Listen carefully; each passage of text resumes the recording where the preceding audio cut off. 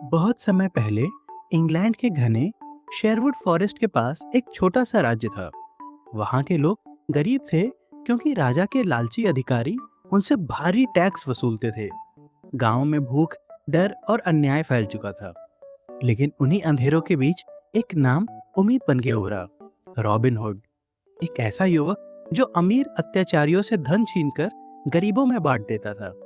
उसका निशाना इतना सटीक था कि लोग कहते कि उसका तीर हवा को भी चीर सकता है। तो चलिए शुरू करते हैं रॉबिन हुड की ये कहानी। रॉबिन एक साधारण लकड़हारे का बेटा था। वह बचपन से ही जंगलों में घूमता, पेड़ों पे चढ़ता और लकड़ी के धनुष से निशाना लगाता। एक दिन उसके पिता ने कहा, रॉबिन, ताकत तलवार में नहीं, इंसाफ में होती है। ये शब्द रॉबिन के दिल में हमेशा के लिए बस गए। धीरे धीरे वह पूरे इलाके का सबसे अच्छा तीरंदाज बन गया। राजा के नए शेरिफ ने गांव वालों पर भारी टैक्स लगा दिया। गरीब किसानों के घरों से अनाज तक छीन लिया गया। रॉबिन का खून खौल उठा। पर यह गांव वालों के लिए एक रोज की बात बन गई थी। वहां का शेरिफ बहुत मक्कार और लालची था। अपने सैनिकों के माध्यम से लोगों से जबरन टैक्स के नाम पर धन इकट्ठा करता। रॉबिन ने एक बार शेरिफ के सैनिकों का विरोध किया और नतीजा यह निकला कि शेरिफ ने रॉबिन को अपराधी घोषित कर दिया। अब उसके सर पर इनाम था। रॉबिन जंगल की ओर भाग गया। वहां उसकी मुलाकात कुछ और गरीब भगोड़ों से हुई।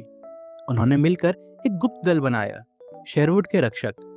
एक रात शेरिफ का सोना ले जा रहा एक काफिला जंगल से गुजरा। रॉबिन और उसके साथियों ने अचानक हमला किया। शेरिफ के सैनिक डर गए और भाग खड़े हुए। रॉबिन ने सारा सोना लूटकर गांव वालों में बांट दिया। धीरे धीरे रॉबिन गरीबों के लिए एक उम्मीद का पर्याय बन गया। जहां भी भूखे लोग होते, वहां रात में कोई अनजान व्यक्ति खाना छोड़ जाता। बच्चे उसे हीरो मानने लगे। उधर शेरिफ बार बार होने वाली इस लूट से परेशान हो उठा।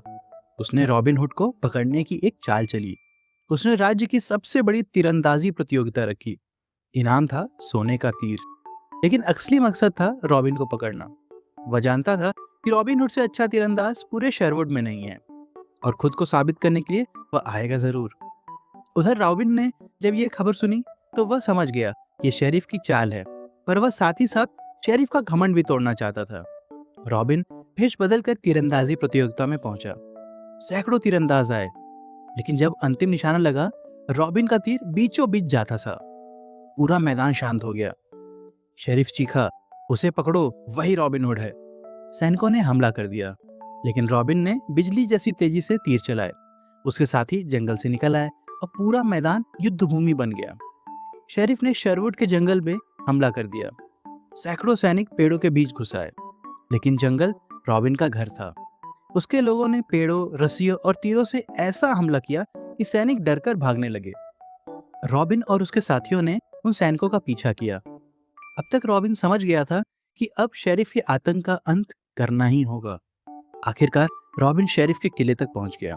शेरिफ बोला, तुम सिर्फ एक चोर हो। रॉबिन शांत आवाज में बोला, अगर गरीबों की मदद करना चोरी है तो हाँ, मैं चोर हूँ। भीषण लड़ाई हुई, पर शेरिफ रॉबिन के सामने टिक नहीं सका और अंत में शेरिफ रॉबिन के हाथों मारा गया। सभी गांव वाले खुशियां मनाने लगे और रॉबिन और उसके साथियों का गुणगान करने लगे, क्योंकि अब लोग डर में नहीं, उम्मीद से जी सकते थे। कुछ समय बाद रॉबिन जंगलों की ओर लौट गया, क्योंकि अब उसका काम पूरा हो चुका था। शेरवुड के जंगलों में आज भी एक कहानी गूंजती है कि जब अन्याय बढ़ता है, तब कहीं न कहीं एक रॉबिन हुड का जन्म होता है।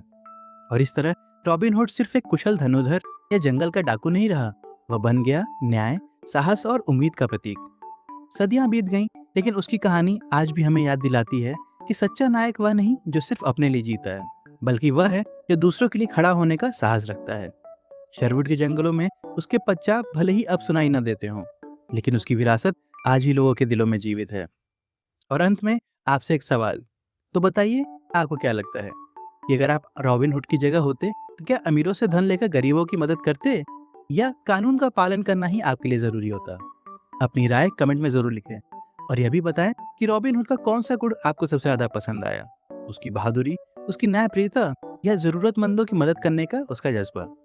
अगर आपको रॉबिन हुड की यह रोमांचक और प्रेरणादायक कहानी पसंद आई तो वीडियो को लाइक करें और चैनल को सब्सक्राइब करना ना भूलें। कहानी में अंत तक बने रहने के लिए आपका धन्यवाद।